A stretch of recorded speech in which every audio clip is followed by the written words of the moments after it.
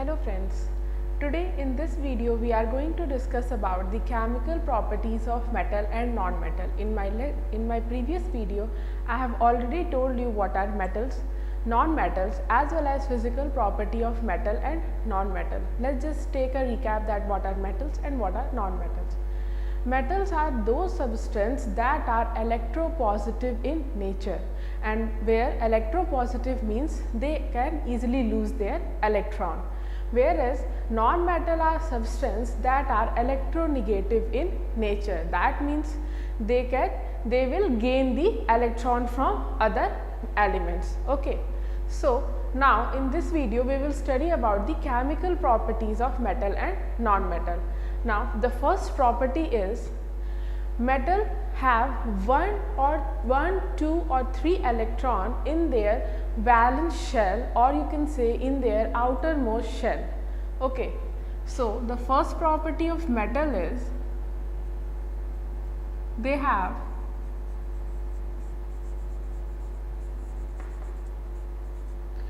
one, two or three electron in their outermost shell. Okay.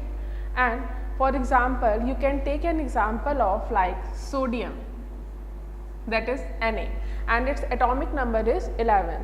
So when we will place its electron, we can keep it like in the first shell it can contain 2 electron, whereas in the second shell it will contain 1, 2, 3, 4, 5, 6, 7 and 8 electron.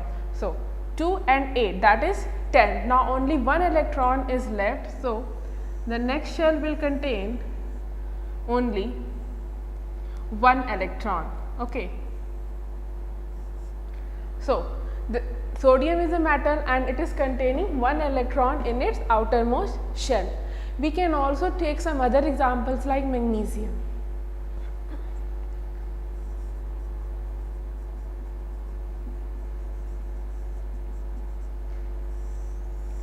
In the first shell it will contain 2 electrons.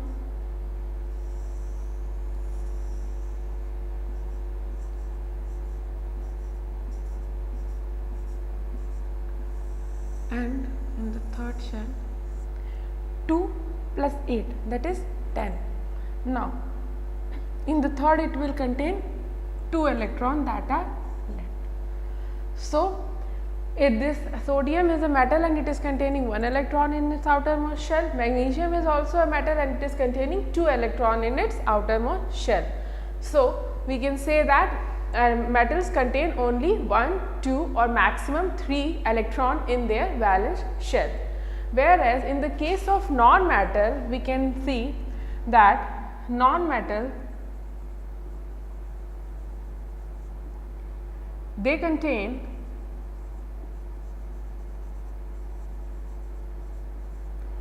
4 to 8 electron in their outermost shell.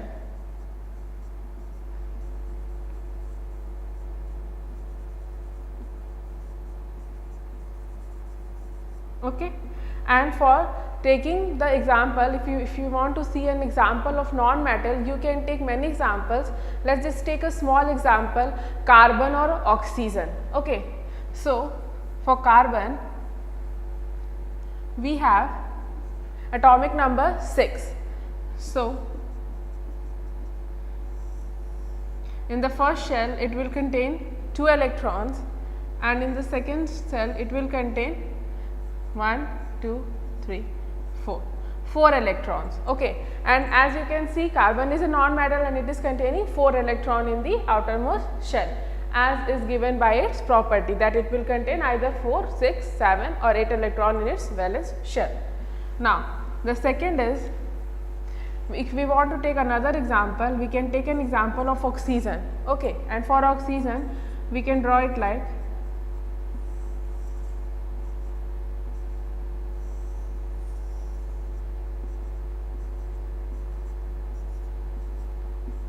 that is 6.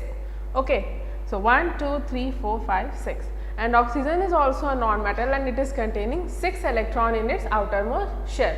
So, the first property is the metal will contain 1, 2 or 3 electron in its outermost shell, whereas the non-metal will contain 4 to 8 electron in its outermost shell. Now, the next property of metal is metals are very easily, they can lose their valence electron. Okay, that means the electron that are present in the valence shell of a metal, they can very easily lose that electron. Okay.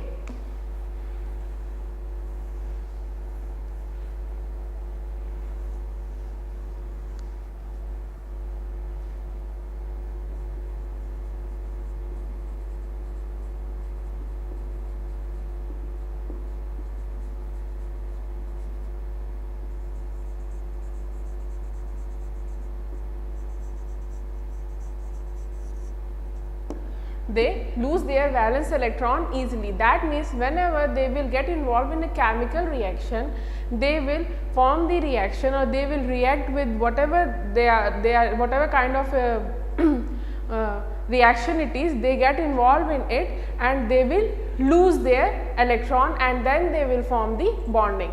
Whereas in case of non-metal,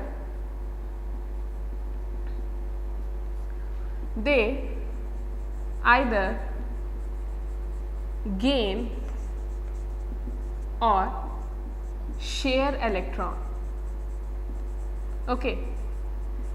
Gaining electron, they gain electron whenever they get involved in a chemical reaction, they will take an electron from the other metal or non-metal with whatever it is reacting, or it will share the electron. That means it will form the covalent bonding. Sharing electron in a chemical reaction, then what kind of bonding we form? We form the covalent bonding. So, the metal will lose their electron and form the ionic bonding, whereas the non-metal will either gain electron or share electron and form covalent bonding. Okay. And next property is what happened when a metal or a non-metal react with oxygen. Okay. So, when metal will react with oxygen, they will form metal oxide. Okay.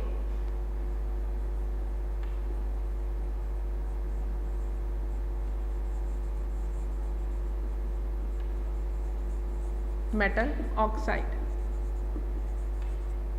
Whereas when non-metal will react with oxygen,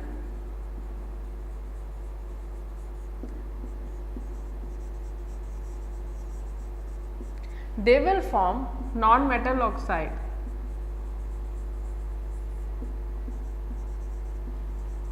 Okay. And for example, in metal we can take an example like magnesium. When magnesium will react with oxygen, it will form magnesium oxide. Okay. So, it will form magnesium oxide.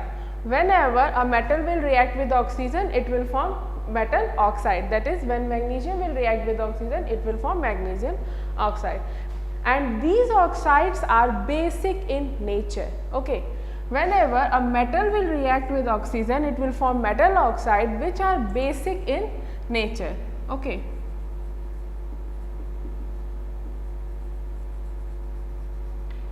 Whereas when non-metal will react with oxygen, it will form non-metal oxide. For example, you can take the example of sulfur. When sulfur will react with oxygen, it will form sulfur dioxide, and this product will be acidic in nature.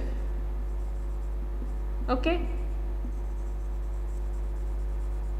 The nature of the product will be basic in the case of metal, whereas will be acidic in the case of non-metal. Okay.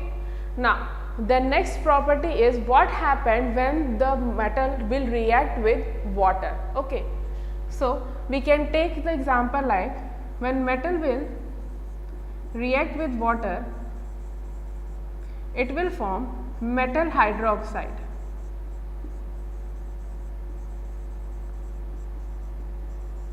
It will form metal hydroxide. For example, you can take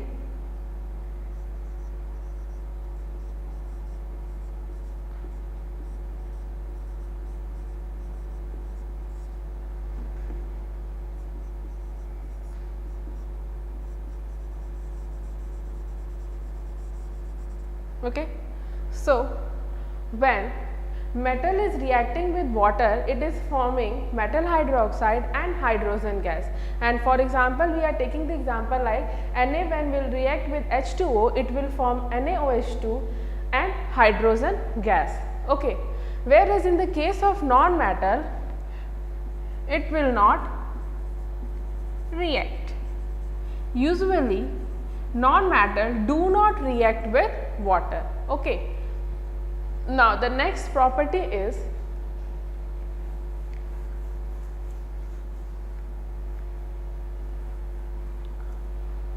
what will happen when the metal will react with acid.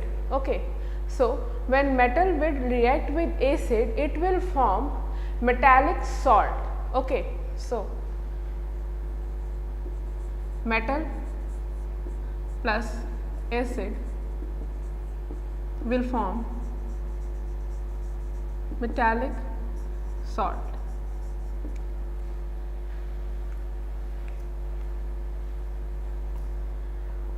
Now, for if we want to take some example, we can take an example like Zn plus 2HCl will give ZnCl2 plus H2. That is, when zinc will react with dilute hydrochloric acid, it will give zinc chloride plus hydrogen. Okay. So, when metal will react with acid, it will give metallic salt as well as hydrogen gas. Okay. Now, in the case of non-metal, usually non-metal do not react with acids, but in some cases non-metal will react with the concentrated acid. Okay. And for this we can take an example like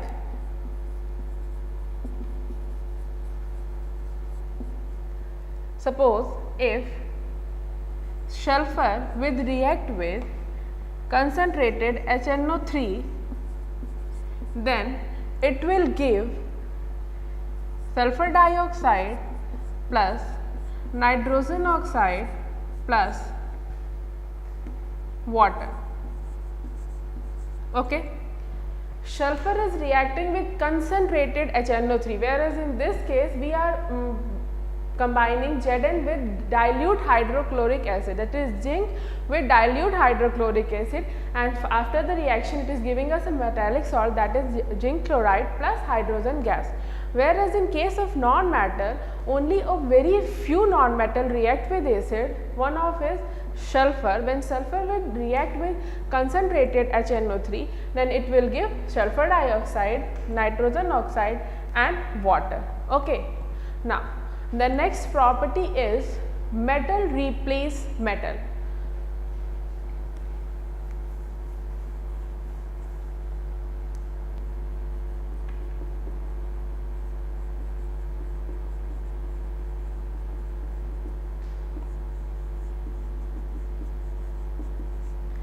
Metal replace metal. What does this mean? This means that a more reactive metal, whenever react with a metallic salt, it will replace that metal. Okay. For example, we can take an example like when magnesium will react with copper sulfate, that is CuSO4, then it will replace copper from its place and form MgSO4 plus Cu, that is copper. And in the same way we can take another example like zinc. Okay, what will happen if zinc will react with CuSO4? If zinc will react with CuSO4, it will give ZnSO4 plus Cu. It is again replacing Cu from its compound and forming ZnSO4 plus Cu. Okay. This is all about the chemical properties of metal and non-metal. I hope you have understood this video. Thank you.